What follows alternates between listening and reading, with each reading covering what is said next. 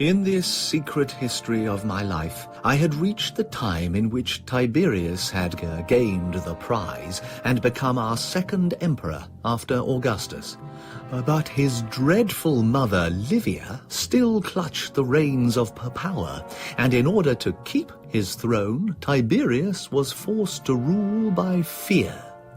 His only rival, my brother Germanicus, had died in Antioch, poisoned under mysterious circumstances.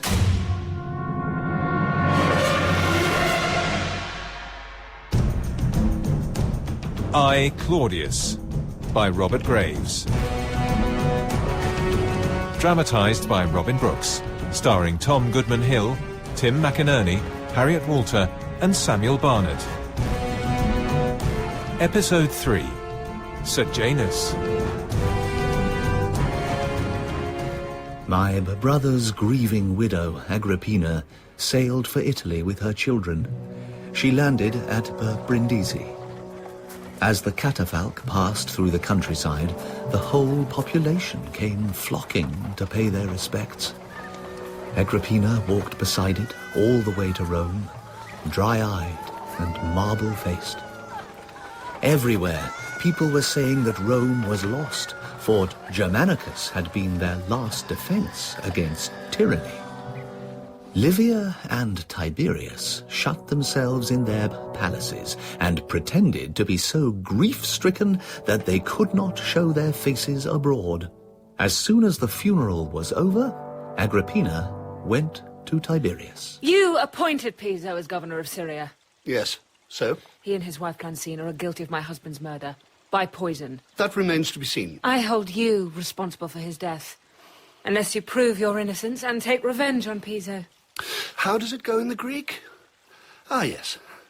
And if you are not queen, my dear, think you that you are wronged. When Piso came back to Rome, he was told that he would be brought before the Senate and put on trial. He went openly about the city to show the people that he was not afraid. It's only a show trial. Tiberius will preside himself. Throw us to the walls! No, dear Plancina, you will see. I have a secret weapon.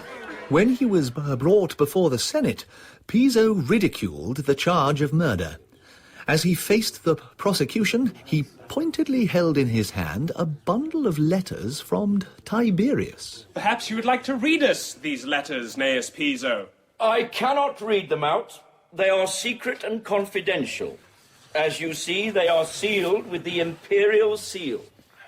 Then why are they here? Caesar? Don't concern yourself.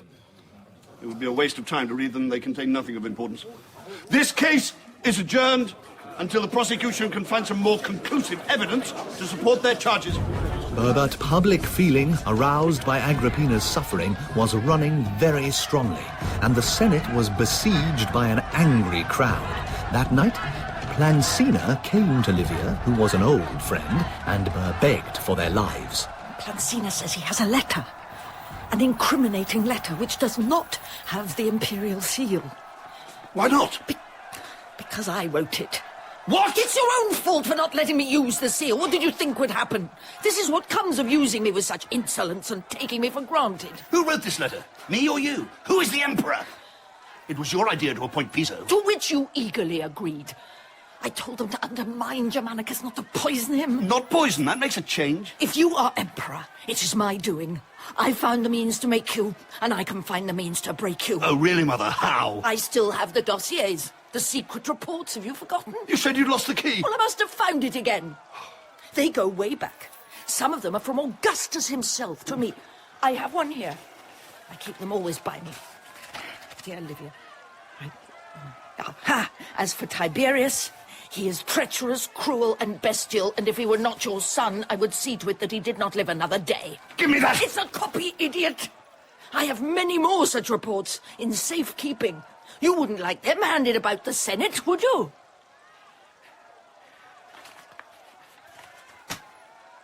This is foolish. Each of us has the means to ruin the other. It is pointless to quarrel. But how am I expected to save Piso's life? The crowd will lynch him anyway. They won't lynch Plancina, will they? Well, that doesn't get your letter back, does it? If you promise to save Plancina, I'll get my letter. That night, Livia sent Plancina to Piso with a document which she had forged. Livia got it for me, but it's from Tiberius. It's a promise of acquittal. Is it signed by the Emperor? Give it to me. Livia wants her letter back. Yes, we're safe. Do you have Livia's letter? Yes. It's here. She stabbed him in the throat with a dagger, clasped his hand around the pommel and left him to die as, to all appearances, a suicide. Tiberius acquitted her of any charges involving Germanicus. Why does your wife never visit? I had done what I could to help Agrippina's cause. During the trial, I had hidden some of the witnesses against Piso at my villa in Capua. Mindful of my old friend Herod's warning, I now moved there permanently and only visited Rome when I had to. I had a professional prostitute to live with me, a very decent woman, Calpurnia. I don't see why you should mind. Family ties should be kept up. We have no ties, not since our son died. Died? He was found with a pear stuck in his throat. Well, he choked to death. Possibly. Poor little thing. There was nothing I could do about it. Oh, it's all right, Claudius. All around me, people die. It's not your fault. No. What does she do with herself? Urgulinilla. I have no idea how she gets through her days. She has one passion. Oh? A little fair, elf-like creature called Numantina. Who's she? Numantina is married to my brother-in-law. She must have once done or said something to penetrate my wife's elephant hide and touch what serves her for a heart. Now then. My wife has a life-sized portrait of Numantina in her boudoir and sits gazing at it for hours whenever there is no opportunity for gazing at Numantina herself. Oh, that's sweet. You must do something, my dear. Well, how are you going to spend your days? Gazing at a portrait of you. I'm going to write a history of Etruria. Ah. I knew you'd be interested. I'll have to learn Etruscan. Don't spend too much time in Rome. I have to see Agrippina. She's asked me. I can't say no. Germanicus was dead, but Tiberius did not feel much more secure than before, and Sejanus, his commander of the guard, played on his fears. Cocceius Blastus has been talking to guards officers. He's a very wealthy man. We're keeping an eye on him, Caesar. And Vitellius Crassus. A party is forming around Agrippina. How do you know? They support Leek Green at the races. This was clever of Sejanus. He knew that Germanicus and his family had always backed Leek Green. Whenever Tiberius went to watch the races, he saw them enthusiastically supported. I'm being followed, I'm being spied on. It's making me ill. So sorry, Agrippina. If he gets the slightest handle against me, he'll kill me. Do you know of anyone who has any influence over him? Apart from Sejanus, I mean. Livia, of course. I can't trust her. She dotes on your little Caligula. There's a bond between them. I don't understand it. Normally, he's either insolent or servile. To me, he's insolent. To Tiberius and Sejanus, he's servile. But with Livia, it's something else. She's always giving him presents. She spoils him. It's more than that. He copied out some verses for her birthday, took pains over it. He's almost like her lover. He's only a little boy. As though there's some secret between them. The only person I ever knew who brought out the good in Tiberius was his first wife, Vipsania. She's not in good health. Sorry, I don't know what else. I'm sorry. Sejanus held more and more to treason trials. Some were tried for blasphemy, typically against Augustus, who was now officially worshipped as a god. But treason or blasphemy, the accused were always the wealthiest men. The result was always the same, and the estates of the accused went into Tiberius's coffers. One unusual victim was Cremutius, an old and blameless senator, but as he was a mild old man, it was difficult for Sejanus to find plausible grounds for the accusation. And furthermore, the accused, in his work of history, in this very book, he has treasonably written in praise of Brutus and Cassius, the murderers of Julius Caesar. My lords, is this a joke? I am not the only historian to have written in praise of Brutus. Perhaps this trial is a hoax such as a young traveller in Larissa recently suffered. Allow me to remind your lordships of the story. The young man was accused of murdering some wineskins hanging outside a shop. He had slashed at them in the dark, mistaking them for robbers. He was a drunkard and too ready with his sword and needed to be taught a lesson. But I am too old and sober to be made a fool of in this way. Claudius, listen to this. What? Cremutius Cordus has killed himself. I never thought they'd go through with it. His books have been called in and burned.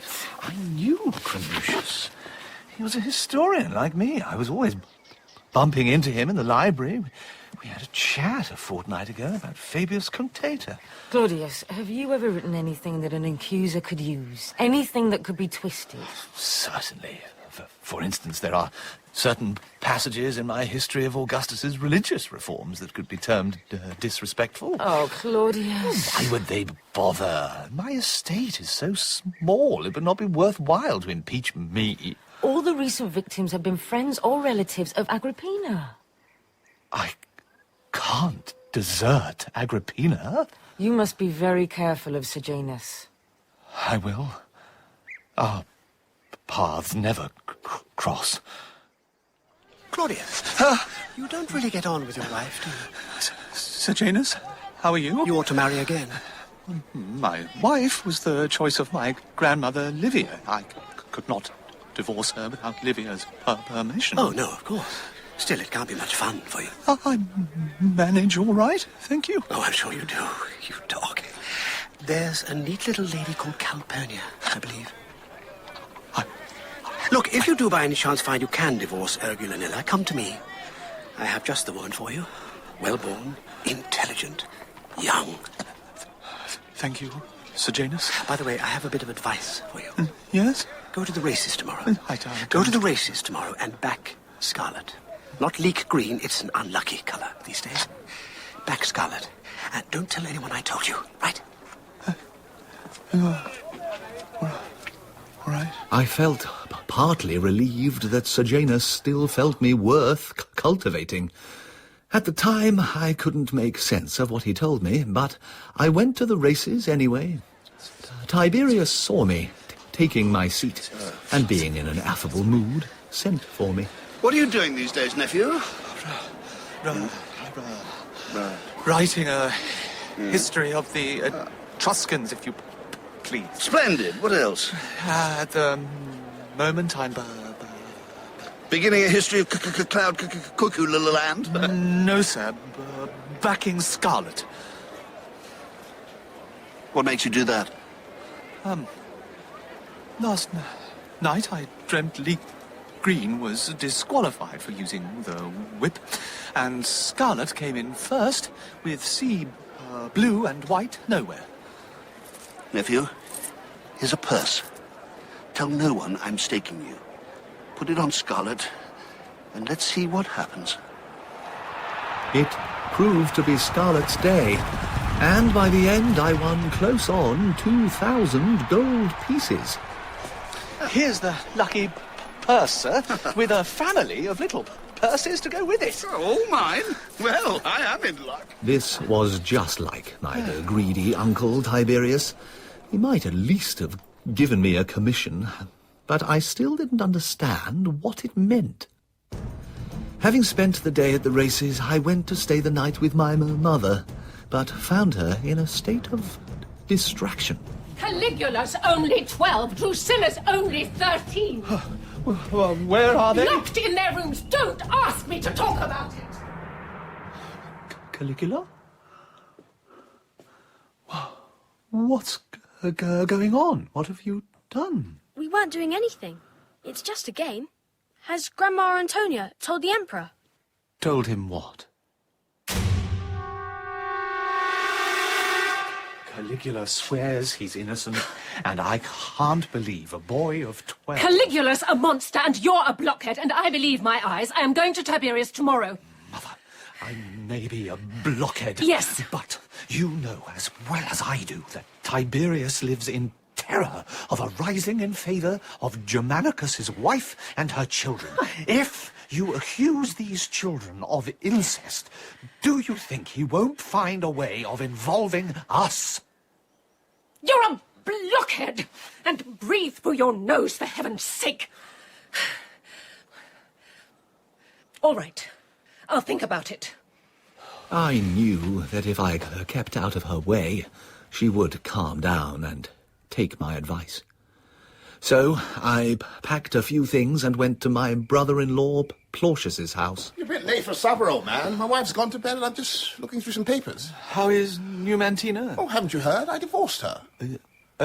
I've been in the country. Well, I have a new wife now, Akhtar. Congratulations. I thought you and Numantina got on all right. We did, but I've been in a bit of a fix lately with some debts. You know how it is when you're running for office. All sorts of expenses. Rather got out of hand. And Akhtar's very rich. Of course, Numantina didn't like it. I have to say that I'd had a hint from a certain friend of a certain personage that I had no choice in the matter. Oh, but look, don't tell Urgalanilla about this. There's a good fellow. She's very fond of Numantina. Yes, I know. So she's a bit annoyed about it. I never see her now. If you do happen to bump into your wife, swear you won't say anything. I swear by Augustus's Godhead. That's a good fellow. Plautius, I might go to bed. I've had a stressful day. My mother practically threw me out of the house. Tut. Well, you know the bedroom you used last time you were here? Yes? I went upstairs. Thanks. A freedman gave me a lamp and a rather queer look, and I went into the bedroom and took off my clothes, ready to get into bed. Suddenly there was a heavy step behind me, and a horribly strong hand went over my eyes. Please don't kill me. Stay still. Perhaps we can talk things over. It's you! Urgalanilla. What are you doing in my room? This is a poor joke. Your brother didn't tell me you were here. He didn't know I was coming. I'll go and find a couch at the baths. No. Now you're here, you can stay. Get into bed. I'm very sorry if I... Get into bed. I'm sorry about Numantina. I didn't know anything about it until... Shut up! And get into bed. Yes. Good night, Urgalanilla. I really am very sorry about... Shut up and go to sleep. Yes. Although I was dead tired, I tried desperately to stay awake. I honestly thought she might want to strangle me while I slept. She sat up, reading a book, an idiotic Greek love story. Be careful that the sweetness of your pleasure does not turn tomorrow to the bitterness of repentance. Go to sleep, husband. I am waiting to hear you snore. You shouldn't read such exciting stories. My sweetheart, I replied, I am ready if you give me another kiss like that. To be roasted upon a slow fire like any chicken or duckling. Then she stopped reading. I felt myself falling asleep. I knew that I was asleep. I struggled frantically to be awake. Agrippina.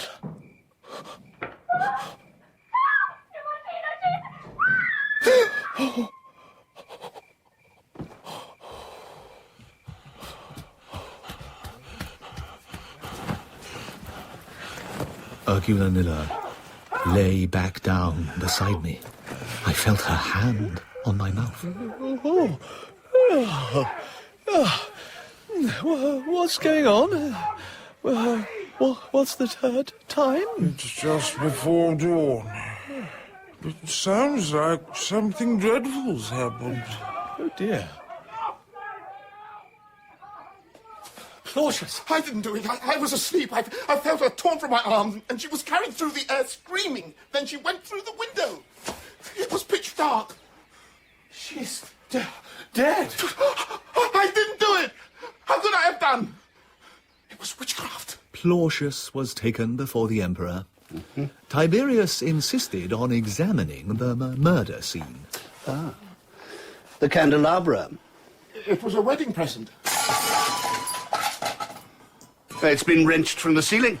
Yes, Caesar. She clung to it and it came down. She was being carried to the window. Someone flung her through it. She didn't jump. No, she shrieked. She blamed Numantina. It was witchcraft. Oh, really? No one believed him. Perhaps I would have found the courage to testify at his trial, but Claudius killed himself before the sentence was passed.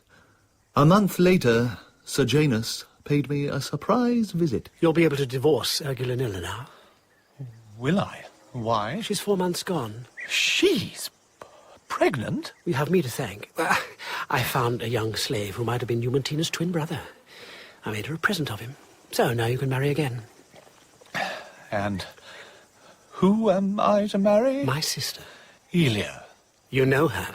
How could anyone so young and beautiful be content with a poor specimen like me? She won't mind in the least. She's marrying Tiberius's nephew. That's good enough for her.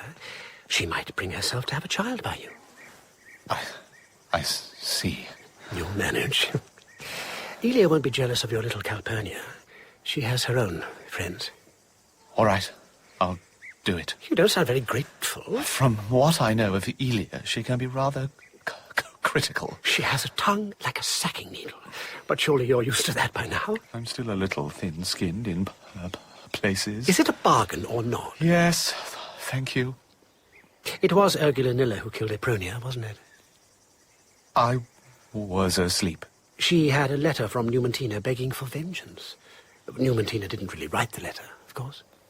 I was asleep. A sensible fellow. Agrippina fell ill. She suspected she was being poisoned. My poor Agrippina, you look dreadful. What's the matter? It may be that I have done you wrong in thinking that you persecute me. It may be that my judgment is at fault. Certainly. But I swear you have done me equal wrong in feeling I have the least ambition to rule. All I ask is to be left alone.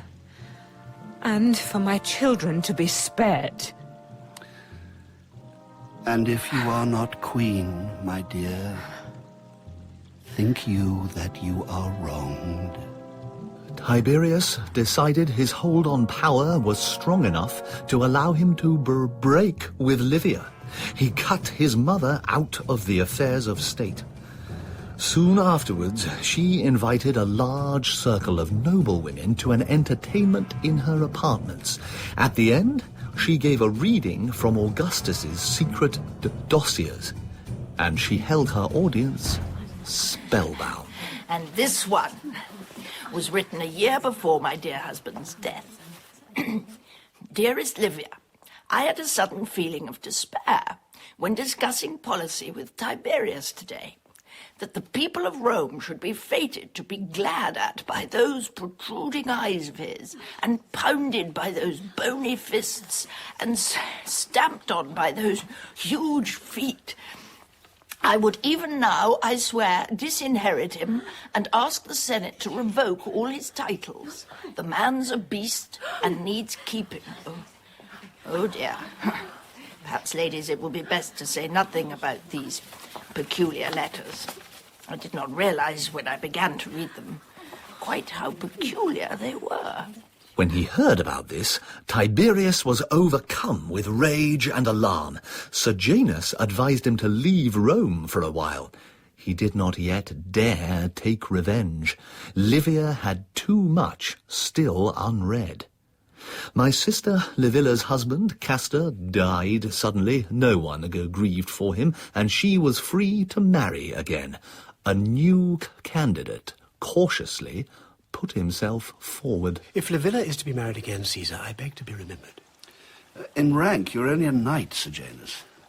The divine Augustus married his daughter Julia to a knight. True. You have no more loyal subordinate than myself. Such a marriage would be a blow to Agrippina's party. But Livilla might not want to be married to someone of less than senatorial rank. Would you like to be promoted? Would you like to join the Senate?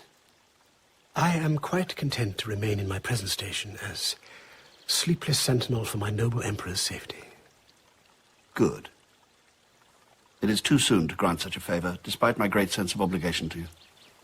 Caesar. To marry you into the imperial family so soon after your sister would cause too much jealous feeling. But no recompense for your devotion would be too high. I shall forbear to tell you yet precisely what plans I have for binding you closer to me. But when the opportunity presents itself, I shall have great pleasure in doing what I propose to do. Thank you, Caesar. What did he say? He said no. Why? It was too soon. Why couldn't you Livilla, just I told you it was too soon. I said, don't ask him, but you said no. You had to. You had to have me do it, and now he's taken offense. As I said he would. So, what are we going to do now? Get him out of the city. He says he wants to go. Yes, he does. And you have charge of the Imperial couriers. Of course. Once he's gone, you'll have the handling of all his correspondence. He'll depend on you to decide who gets through to see him. And the fewer people he sees, the better he'll be pleased. You'll have all the real power. We've just got to get him out. Sejanus decided to play on Tiberius's sense of shame. He encouraged one of his guards' officers to accuse a celebrated wit called Montanus of libeling the emperor. Tell the court what you heard. I overheard Montanus uttering detailed and substantial abuse of the Emperor's private habits, sir. Sejanus took care that these libels were as true as they were disgusting, and coached the officer to repeat what Montanus was supposed to have said. Accused declared that our gracious Emperor... Do speak up! In the presence of your Imperial Majesty, sir, I feel a certain... Don't be ashamed. The Emperor wants justice to be seen to be done. Yes. Yes, sir. Accused declared that our gracious Emperor is fast becoming impotent from his debauches and overindulgence in aphrodisiac medicines, and that in order to rally his waning sexual powers, he holds private exhibitions at which performers, spintrians as they are called, come prancing in, 3 at a time, stark naked. That's enough! Enough! I will clear myself of these monstrous, monstrous allegations! Caesar, it is Montanus who is on... None of it is true! Not a grain of truth! It's monstrous! Caesar, your private character is beyond suspicion. No! Well then, we have heard enough. Not a grain of truth. Clear the court! Yes, Caesar. Tiberius planned to take up permanent residence in Capri, leaving Sejanus in charge at Rome. But before he went, he staged one more treason trial of Claudia Pulchra, Agrippina's closest friend. When Agrippina heard of the proceedings, she went straight to Tiberius. She found him in the temple. My poor Agrippina. Dear me, you don't look at all well. Tiberius, this is strange behaviour. How so? You sacrifice flamingos and peacocks to Augustus, and you persecute his grandchildren. He did that himself. I don't mean Posthumus. I mean me. You banished Sosia because she was my friend, and you forced Silius to kill himself because he was my friend. And now my dear Pulchra is to be punished too. People are avoiding me. They say I'm cursed. Please, Tiberius, please. I'm begging you, I am no threat to you. I am begging you on my knees.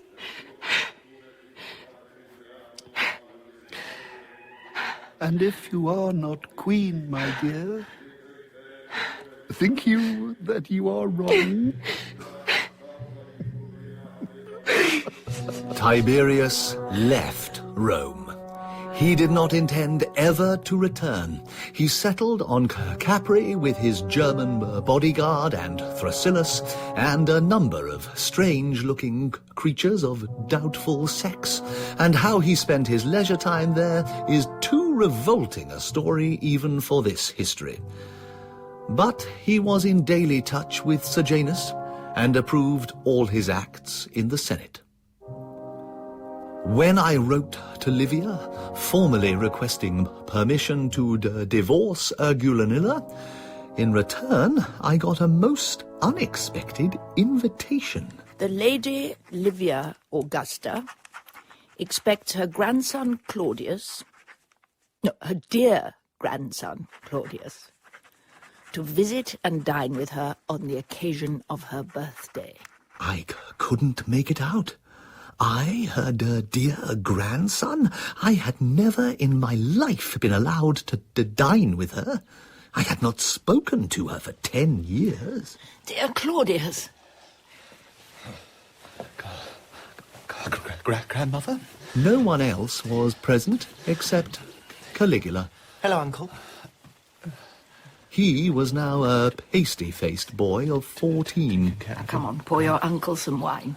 Yes, Grandmama. We talked of nothing very much with the food. So, you want a divorce? Yes, Grandma. Then you'd better have one. Thank you, Grandmama. Every time they filled my cup, I'd drank it straight up. So you can marry Sejanus' sister. Yes, Grandmama. Well, I hope you'll be very happy together. Thank you, Grandmama. Until, at about the 10th draft, I felt like a lion. Grandmother, will you tell me just why I'm dining here today? Perhaps. You see this monster here? Monster? This nephew of yours. Is he a monster? Are you, Caligula? Whatever you say, Granny. This monster, your nephew, is going to be the next emperor. Isn't he a little young? You mean he won't stand a chance against Sejanus? I never concern myself with high politics. Tiberius can't bear the idea of a successor more popular than himself. When the time comes, he'll search for someone just a little worse to succeed him, and he'll find Caligula. There's one thing that Caligula has already done that makes him far worse than Tiberius. Please, Granny. All right, monster. Your secret's safe, as long as you behave. Is it all right for Uncle Claudius to be told things? Right, all right. Your uncle is old-fashioned. He swore an oath to protect his brother's children, so he can't harm you even if he wanted to. Off you go now, monster. Yes, Granny. This conversation is like the sort one has in one's dreams. Mad, but interesting. Why won't Caligula kill me? Because you're going to avenge his death. Who says so? Thrasyllus. And he never makes mistakes. I consult him frequently. He's told me when I must die. He told me that though I would die a disappointed woman, I would be acknowledged a goddess many years after my death, and that one who must die in that year will become the greatest deity the world has ever known, so that no temples at Rome will be dedicated to anyone else. A goddess? But are you so anxious to become a goddess? I've put the good of the Empire before all human considerations. To keep it free from faction, I've had to commit many crimes. Do you believe that the souls of criminals are eternally tormented? So we are taught. But the gods are free from punishment. They don't go to hell. No, they don't. That's right. Whatever crimes they have committed, they don't have to go down to the underworld. So I must become a goddess. Caligula has sworn that he will do it. And I want you to swear it too, because until it is done, I will be in torment. I don't see how... Oh, never mind what you see. Will you swear it? Yes. Grandmother, on one condition. What? I want to know. I want to know who killed my father, and Augustus, and my brother, and... Why? Do you hope for revenge? No, grandmother. I am a historian. The one thing that really interests me is to find out how things happen and why. I just want to know the truth. Very well. What do you want to know? Did you poison my grandfather? Yes. I poisoned your grandfather. Agrippa? Yes. Did you poison my father? No. That was the gangrene, but I fully intended to. What sort of poisons did you use? Slow acting, usually, to give the appearance of a consumption. Augustus? Yes. How? He took nothing from anyone, didn't he? He drew his own water, picked his own figs. I smeared poison on the figs while they were still on the tree. What about my son? Drusillus, was that an accident? No. I had him throttled. Castor? You must ask Livilla about him. Did you arrange for Posthumus to be killed? Of course. My brother, Germanicus. No, that was not my doing. But I had marked him out for death. Why? Because he wanted to restore the Republic. He was going to make Tiberius step down. He nearly persuaded him. You know what a coward Tiberius is. Your brother might have had his way. This republicanism is a persistent taint. Your grandfather had it. I have it. Really? That's amusing. You can't have the Republic back, you know. It's like trying to turn back the shadow on a sundial. It can't be done. How did you get away with it all? I never contrived a murder that could be seen to benefit me directly or immediately.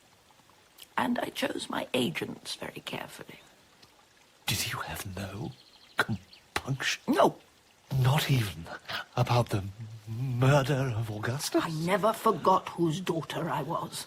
Your father? My father was proscribed by Augustus after the Battle of Philippi and committed suicide rather than fall into his hands. Thank you, Grandmama. I know I'm not your ideal guest, but... You swear you will do everything in your power to ensure my deification. I swear it. I swear. It all seemed like a drunken dream. My marriage to Elia was a very splendid affair. Sejanus saw to that. But Elia and I were man and wife in name only. Understand, I don't want you to touch me. No, Elia. And if we ever have to sleep in the same bed, there'll be a coverlet between us. And the least movement you make, out you go. Yes, Elia, thank you. That autumn, there was one last meeting between Tiberius and Livia. He was riding down the main street of Naples on his way back to Capri. She was being carried in a litter with young Caligula on a visit to Herculaneum. Mother, I trust you're in good health. All the better for your kind inquiries, my dear boy. Are you well? Yes, Mother. I hope you're remembering to wear your vest now the nights are drawing in. Be quiet, Mons. Sorry, Granny. Oh, Tiberius, before you go, one last piece of advice. Be very careful of the barbel you eat on that island of yours. Some of it can be highly poisonous. Yes, Mother. Thank you, Mother. Stick to mullet. Yes, Mother. So what was I saying? Oh, yeah, I was telling Caligula how his great-grandfather and I were hurrying along this very street on the way to the docks where our ship was secretly waiting. We were expecting any moment to be arrested and killed by Augustus's men. Your uncle Tiberius, my dear, was riding on his father's back. Then what should the little beast do but set up a terrific yowl? I want to go back to Perusia. We dodged down an alley, but little Tiberius kept howling, I want to go back to Perusia. I said, kill the brat, it's our only hope. But my husband was tender-hearted and refused. Come on! Oh, goodbye, dear son. Dear me, he never said goodbye. They never saw each other again. Livia's warning about fish was only a malicious joke. She knew Tiberius's fondness for barbel and hoped to set up a constant conflict between his appetite and his fear of assassination. But there was a painful sequel. One day, Tiberius was sitting under a tree in his favourite clifftop spot when a wild-looking man burst out of the bushes below him. Oh, well, here you are, Caesar. I caught him. He's a beauty. Siegfried, help! I caught him in the bay. Did you help? Oh, what do you think he weighs? He's a regular whale, isn't he? Nearly pulled me out of the boat. I climbed straight up the hill to give it to you, Caesar. It's a barbel. Yes, Caesar. What did you... Oh, hey. Don't kill him. Hold him. Yeah, my numbers. Oh, hey. It may be poisoned. Cut it in half and rub the pieces in his face. As you command, create a gift to bestow. No, you don't want to do that. You want to roast it whole. Hey, what do you... That wasn't funny. It's a good thing I didn't offer you the other thing in my sack. Oh, what's in his sack? Oh, a lobster, great chief, a big one. Rub his face with that! No! Rub it well in! The wretched man lost both his eyes, and there was nothing to be done but toss him over the nearest crag. I'm glad to say I was never invited to visit Tiberius on his island and have carefully avoided going there ever since, though all evidences of his vile practices there have long ago been removed. My grandmother fell ill. An infection settled on her chest. You promised. You swore an oath. I'll not rest until it's fulfilled, Grandmother. But I thought Caligula was going to arrange it for you. He was here 10 minutes ago.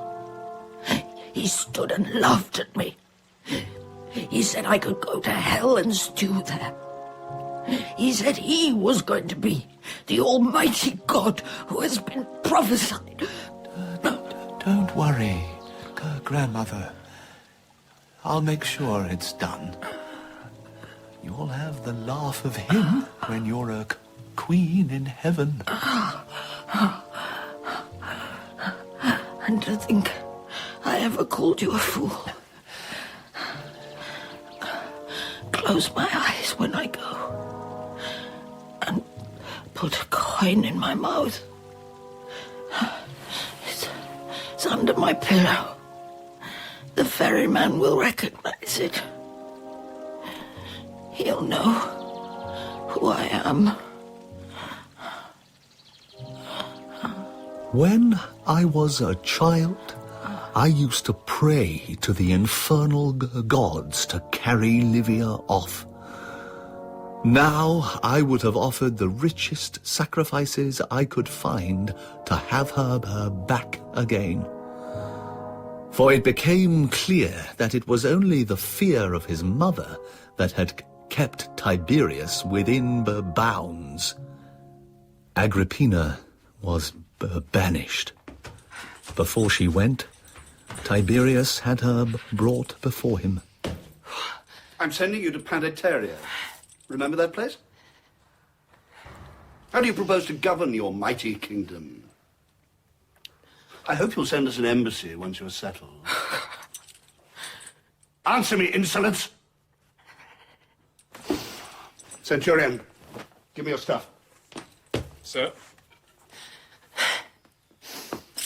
Answer! What did Theodorus the Greek call you when you attended his rhetoric classes at Rhodes? Blood-soaked mud! Ah! Blood-soaked mud is your name! Blood-soaked mud! He thrashed her about the body and head until she was insensible. Sejanus was able to report that order in the city was restored. The power of the Leek Green Party is broken. Good. You need have no further anxieties on that score, Caesar. Thank you, Sejanus. I believe it is time for me to give you the reward I have so long promised. Majesty. I can't elevate you to the Senate yet, but I can offer you an alliance with my family, if you would do me the honor to accept. Majesty. I would like to offer you the hand in marriage of my granddaughter, Helen. Helen? Livilla's daughter is young, but not too young to be married. Thank you, Caesar. Don't be dismayed. This is only the first fruits of my gratitude. I have greater marks of favor to confer. How this news was greeted by Livilla was discovered by my mother, with whom Livilla had been living since the death of her husband. Alice? Madam? Where are you going with that? To the furnace, madam. It is most wasteful to stoke the furnace with perfectly good pieces of paper. Do you know what paper costs? Mistress Livilla expressly ordered me to take... She just wasn't thinking. There are reusable scraps in there. But, madam, she insisted. Nonsense. The clean parts will do for household lists. Give it here. Give it here! Madam. My mother then told Pallas, my freedman, that she wanted to send him to the emperor at Capri. Fortunately, before he went there, he came to see me. She told me to go to Sejanus, as if sent by you, and ask him for permission to present the emperor with a copy of your history of Carthage. And did you get permission? Yes, but then your esteemed mother told me, once I was allowed to go to Capri, to ask for an audience with the emperor and beg him, in your name, for permission to dedicate the work to him. This is all strangely thoughtful of my mother. Where's it tending? Your mother ordered me not to tell you any of this, sir. But you're my real master, sir. She pretends she owns me, but you're my master, sir. I didn't want to get you into trouble, sir. I knew you didn't want to present your history to him. Then why does she? She gave me a message, sir, to the emperor himself, to be spoken to him by me personally. The lady Antonia also sends her greetings, but is of the opinion that these books by her son are of no worth at all to the emperor, except the 12th volume, which contains a very curious digression, which will, she trusts, immediately interest him. You're my master, sir, not her. Thank you, Pallas. Have you got the 12th volume? Here, sir. Open it. Break the seals carefully. Sir. Is there anything? A letter, sir. Pasted on the chapter heading. I'd better not read it. It's here. It's from my sister, Livilla, to Sejanus. Sejanus? It's a draft of a letter. Oh, heavens. Sir? You are not marrying my daughter. You are marrying me. If you're not ready to get Tiberius out of the way, I am. You are marrying me, and we will rule. We will rule. Treason. Real treason. So the Emperor will kill us all. Or Sejanus. One or the other of them will kill us. We must burn it. Well, that's no good, sir. That's worse. What about when the Emperor finds out we burnt it? How can my mother do this to me? What am I going to do? Oh, I'll run away. Where to, sir? There's nowhere to run to. God. There was nothing I could do but reseal the volume and send it on. Tiberius sent a letter to Rome elevating Sejanus to senatorial rank and making him consul, but then he did something else which quite cancelled these favours.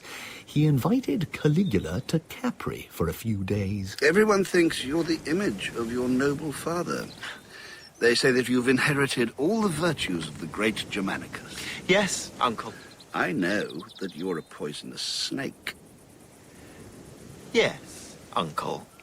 I'm sending a letter to the Senate saying that I refuse to believe any accusations against your morals, and that I'm making you my heir. Thank you, Uncle. We need a new guards commander. Someone as bloody-minded as Sejanus. I go drinking with the guards officers. Do you? Sometimes. How well do they know you? I don't go as myself. I dress up in women's clothes and go around the bars with a couple of other ladies, professional ladies. Oh, yes? Yes, I buy lots of drinks. I say I'm being kept by a rich shopkeeper, but he's a busy man, so I'm a bit bored, see? Bored and generous. Love a good time, me. I'll bet they give you one. Yes, Uncle. So, who do you know? Macro. His name is always coming up. He's the toughest. He's the only one who stands up to Sejanus. Let's talk to this Macro. Yes, Uncle. Tell Sejanus I'm returning to Rome. Yes, Uncle. Tell him to be ready to receive me on parade outside the Senate. Order! Arms! Prison! Arms! Aide! Battalion present and correct, sir. Carry on, Sergeant Major. Sir! Sejanus! Macro? What are you doing here? Permission to deliver a letter from the Emperor to the Senate. Why you? Why not? I deliver the letters. But this one's about you. Congrats, General. You ought to be made protector of the people. Ah. That's it, boss. You're going to be our next emperor. Hail Caesar. You should go in and be ready. I will. Thank you, Macro. I won't forget this. Nah, I don't think you will. Now, you bunch of sods, listen up! The Emperor has just appointed me commander. Here's my commission, see? You ought to go back to camp now. There's 30 gold pieces going to every man who knows how to be a good boy and do what he's told. All right? Yes, sir! Keep it down for now. We don't want to disturb Sejanus and the old senators, do we? Off you go, boys. The left. Quick, march.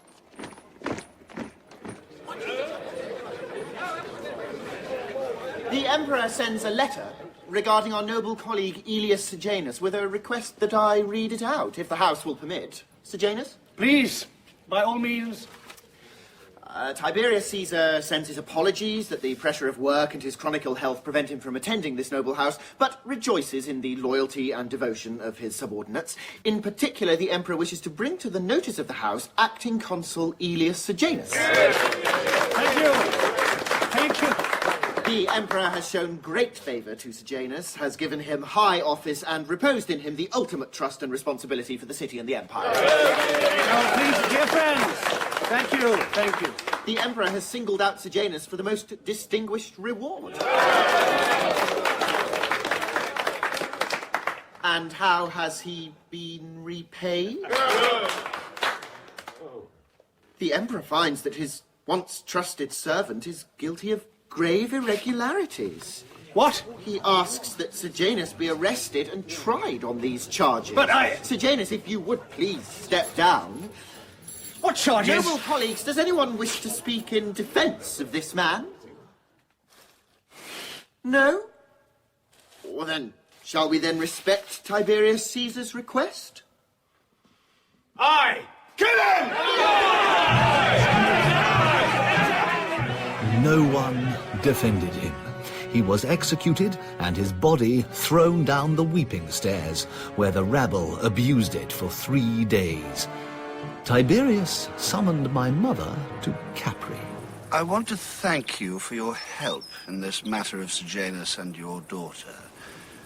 Is there any reward I can offer you? Within reason, of course. I would like our family name to be kept out of it. No public disgrace. Agreed.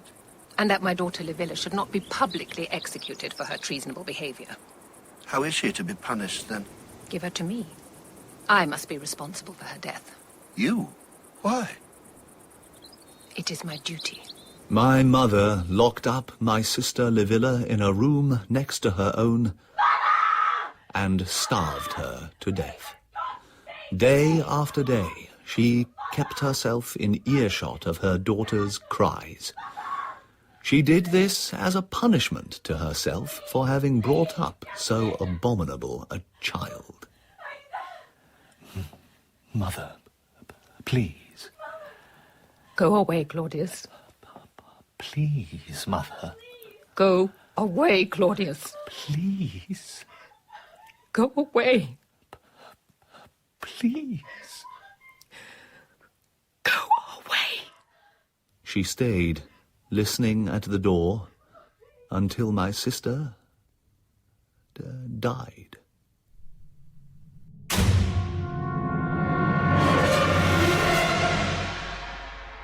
In episode 3 of I, Claudius by Robert Graves, dramatised by Robin Brooks, Claudius was played by Tom Goodman-Hill, Tiberius by Tim McInnerny, Livia by Harriet Walter, and Caligula by Samuel Barnett. Sejanus was Sam Dale, Agrippina Hattie Morahan, Antonia Christine Kavanagh, Livilla Leah Brotherhead, Pallas Lloyd Thomas, the Fisherman Adeel Akhtar, Macro Tony Bell, and Calpurnia Sally Orrock. Other parts were played by Jude Aquidike, Sean Baker, Ian Batchelor, Henry DeVass, Claire Harry, Devia Mere, and Lloyd Thomas. The music was by David Pickvance. The director was Jonquil Panting.